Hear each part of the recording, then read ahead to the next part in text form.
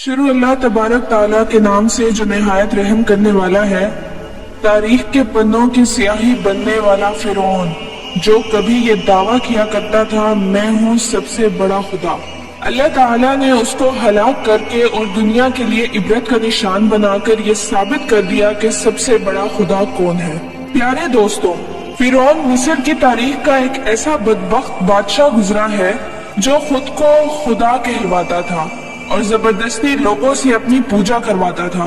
और मुसलमानों पर जुल्म और सितम की इंतहा किया करता था। इस बदबख्त फिरौन की बदबख्ती का अंदाजा यहाँ से लगाया जा सकता है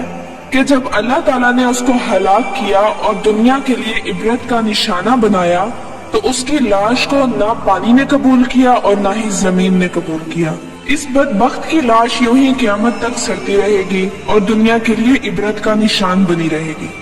दोस्तों, इस वीडियो में हम आपको बताएंगे कि फिरौन की शादी कैसे हुई और फिरौन ने किस तरह मिस्र की सबसे खूबसूरत औरत से शादी की और फिरौन में से कितनी औलाद पैदा हुई और इस कायनात के सबसे बड़े काफिर की बीवी को अल्लाह ताला ने जन्नत क्यों अता फरमाई। वो कौन सा ऐसा काम था जो फिरौन की बीवी ने किया जिसकी वजह से एक काफिर की बीवी जन्नत में हुजूर पाक सल्लल्लाहु अलैहि वसल्लम की अज़वाजे मुताहिरात में शामिल हो गई। प्यारे दोस्तों, फिरौन जब मिस्र का बादशाह बना तो उसने अपने जुल्म और सितम की इंतहा करना शुरू कर दी। जब इस फिरौन ने शादी करने का इरादा किया तो उसने मिस्र की सबसे खूबसूरत औरत का इंतखाब किया जिसका नाम आसिया था। फिरौन मिस्र ने रेयान बिन वलीद की पोती हजरत आसिया रज़ियल्लाहु अन्हा को शादी का पैगाम भिजवाया। याद रहे, रेयान बिन वलीद वो बादशाह था जो हजरत यूसुफ के दौर में मिस्र का बादशाह हुआ करता था और वो हजरत यूसुफ अलैहिस्सलाम पर ईमान ले आया था और उसने हजरत यूसुफ अलैहिस्सलाम को अजीज मिस्र बना दिया था। खैर, जब हजरत आसिया रज़ियल्लाहु अन्हा को फिरौन ने शादी का पैगाम दिया तो उनके वालिद और हजरत आसिया को ये बात नागवार गुजरी क्योंकि फिरौन मिस्र पहले दिन से ही जुल्म और बर्बरियत के लिए मशहूर था। मगर फिरौन क्योंकि मिस्र का बादशाह था, उसने अपनी बादशाहत की जोर पर जबरन हजरत आसिया रज़ियल्लाहु अन्हा से शादी कर ली और धमकी दी कि अगर हजरत आसिया रज़ियल्लाहु अन्हा ने फिरौन से शादी ना की तो फिरौन उनके वालिदैन को कत्ल कर देगा। खैर, फिरौन ने अपनी बादशाहत की जोर पर हजरत आसिया रज़ियल्लाहु अन्हा से शादी तो कर ली, लेकिन शादी होने के बाद भी अल्लाह ताला ने हजरत आसिया को फिरौन से महफूज रखा और वो आप पर कादिर ना हो सका। इसके बारे में मुफस्सिरीन लिखते हैं कि शादी की रात फिरौन जब हजरत आसिया रज़ियल्लाहु अन्हा से हम बिस्तरी के लिए कमरे में दाखिल हुआ तो अल्लाह तबारक ताला ने नींद का एक ऐसा गलबा डाला कि वो सारी रात सोए रहा। और कुछ किताबों में यूं लिखा है कि अल्लाह ताला ने फिरौन को नामर्द करार दे दिया था जिसकी वजह से वो हजरत आसिया से सोहबत ना कर सका और इस तरह अल्लाह ताला ने हजरत आसिया रज़ियल्लाहु अन्हा की अजमत को महफूज रखा। और बाज रिवायात में ऐसा आता है कि फिरौन को ऐसी बीमारी लाहक हो गई थी जिसकी वजह से मिस्र के तबीबों ने उसको सारी उम्र के लिए सोहबत से मना कर दिया क्योंकि हजरत आसिया बादशाह की उस नस्ल में से थी जो बादशाह ने हजरत यूसुफ के दौर में इस्लाम कबूल कर लिया था। लिहाजा हजरत आसिया रज़ियल्लाहु अन्हा एक पाक दामन और नेक खातून थी। एक तरह से ये हजरत आसिया की करामात ही थी कि अल्लाह ताला ने हजरत आसिया को फिरौन के नापाक जिस्म से महफूज रखा था। प्यारे दोस्तों, अब बात करते हैं कि फिरौन की कितनी औलाद थी। बाज रिवायात में फिरौन की एक बेटी का जिक्र मौजूद है, लेकिन वो बेटी दर हकीकत फिरौन की औलाद में से नहीं थी, बल्कि वो लड़की उन्होंने किसी से लेकर पाली थी। क्योंकि आप रज़ियल्लाहु अन्हा को अल्लाह ताला ने फिरौन से महफूज रखा था, इसलिए उनसे कोई औलाद पैदा न हुई थी। प्यारे दोस्तों, अब बात करते हैं कि दुनिया के सबसे बड़े काफिर यानी फिरौन की बीवी को अल्लाह ताला ने जन्नत में हुजूर अकरम सल्लल्लाहु अलैहि वसल्लम की अज़वाजे मुताहिरात में किस वजह से शुमार फरमाया और वो कौन सी ऐसी नेकी थी जिसकी वजह से अल्लाह ताला ने एक काफिर की बीवी को जन्नत अता फरमाई। इस वाक़ये का पस मंजर यूं है कि एक रात फिरौन ने ख्वाब में देखा कि उसका महल निस्तो नाबूद हो गया है। वहशत से उसका जिस्म कांपने लगा। फिरौन ने नजूमियों को बुलवाकर उनसे ख्वाब की ताबीर पूछी تو انہوں نے کہا کہ بنی اسرائیل میں ان قریب ایک ایسا بچہ پیدا ہوگا جو تمہارے محل کو نابود کر دے گا، جو تمہاری سلطنت کو چھین لے گا اور تمہارا سب کچھ تباہ و برباد کر دے گا۔ فرعون نے جب یہ تعبیر سنی تو فرعون نے یہ حکم جاری کر دیا کہ بنی اسرائیل میں جو بھی بچہ پیدا ہو اس کو قتل کر دیا جائے اور لڑکی کو چھوڑ دیا جائے تاکہ ان کی نسل باقی رہے۔ جب حضرت موسیٰ علیہ السلام پیدا ہوئے تو ان کی والدہ نے حضرت موسیٰ علیہ السلام کو ایک صندوق میں رکھ کر دریا میں ڈال دیا۔ دریا سے ایک نہر فرعون کے محل کے پاس سے گزرتی تھی۔ یہ صندوق بہتا ہوا اللہ کی قدرت سے اسی نہر میں چلا گیا اور صندوق بہتا ہوا فرعون کے محل کے پاس آ کر رک گیا۔ فرعون نے جب اس صندوق کو دیکھا تو اپنے سپاہیوں کو کہا، اس صندوق کو لا کر کھولا جائے اور دیکھا جائے کہ اس کے اندر کیا ہے۔ اور جب اس صندوق کو کھولا گیا تو اس کے اندر سے نہایت حسین و جمیل بچہ نکلا۔ حضرت آسیہ رضی اللہ عنہا اس بچے کو دیکھ کر نہایت خوش ہوئی اور آپ رضی اللہ عنہ نے ہی حضرت موسیٰ علیہ السلام کا نام موسیٰ رکھا،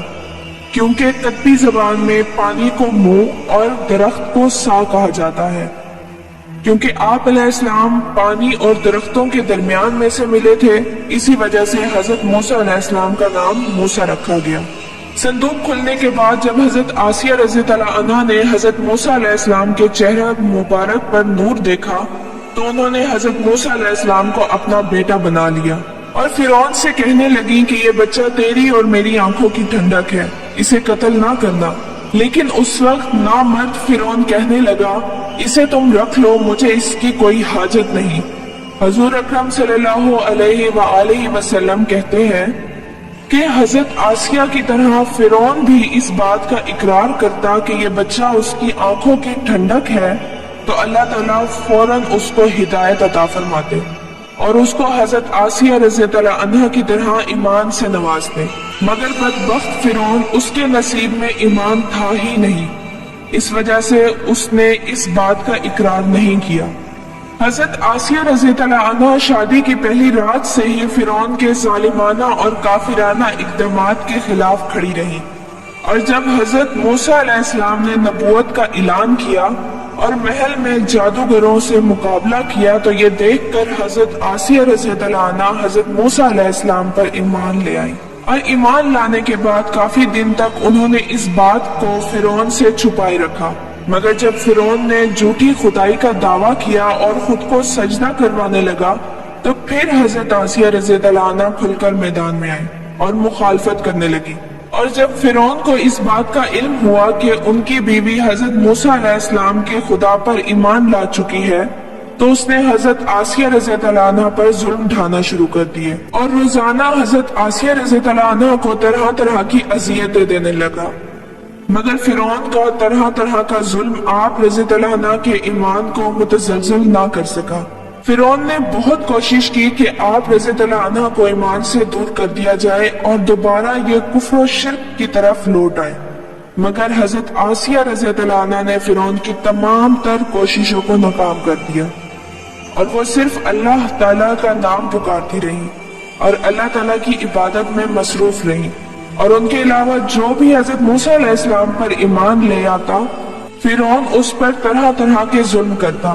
اور ان کو طرح طرح کی تکالیف پہنچاتا۔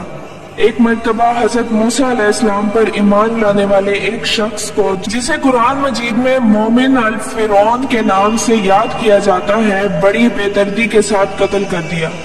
جس کے بعد حضرت آسیہ رضی اللہ عنہا کے صبر کا پیمانہ لبریز ہو گیا اور کھلم کھلا حضرت آسیہ رضی اللہ عنہا فرعون کی مخالفت کرنے لگی۔ فرعون نے جب دیکھا کہ اس کی بیوی اس کی مخالفت کر رہی ہے تو فرعون کے اندر بدلے کی آگ اٹھی اور اس نے اپنی بیوی کو مختلف طریقوں سے اذیتیں دینا شروع کر دی۔ اس ظالم بادشاہ نے پاک دامن خاتون پر بڑے بڑے عذاب ڈھائے اور زود و کوب کیا۔ فرعون نے حضرت آسیہ کے دونوں ہاتھوں اور دونوں پیروں کے اندر لوہے کی کیلیں ٹھوک کر چاروں کونوں میں اس طرح جکڑ دیا کہ حضرت آسیہ رضی اللہ عنہ ہل بھی نہ سکتی تھی، اور بھاری پتھر ان کے سینے پر رکھ کر ان کو گرم ریت کے اندر لٹا دیا اور پانی بند کر دیا۔ मगर इतने जुल्म सितम बर्दाश्त करने के बाद भी हजरत आसिया रज़ी अल्लाह अन्हा का ईमान मजबूत रहा और वो अल्लाह की वहदानियत पर साबित कदम रही। और बाज रिवायात में आता है कि फिरौन ने हजरत आसिया रज़ी अल्लाह अन्हा पर इस कदर जुल्म किया कि हजरत आसिया रज़ी अल्लाह अन्हा की खाल तक उतरवा दी और उसके बाद उन पर एक भारी चट्टान गिरवा दी कि जिसकी वजह से हजरत आसिया रज़ी अल्लाह अन्हा शहीद हो गईं। इस तरह हजरत आसिया रज़ी अल्लाह अन्हा ने एक फिरौन की बीवी होने के बावजूद भी अल्लाह ताला की वहदानियत पर ईमान रखा, जिसकी वजह से अल्लाह ताला ने हजरत आसिया रज़ी अल्लाह अन्हा को ये मकाम अता किया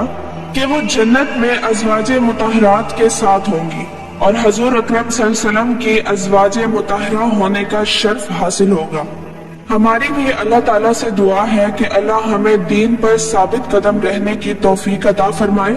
और हजूर अकरम सल्लल्लाहु अलैहि वसल्लम की सोहबत में जीना मरना नसीब फरमाए। आमीन।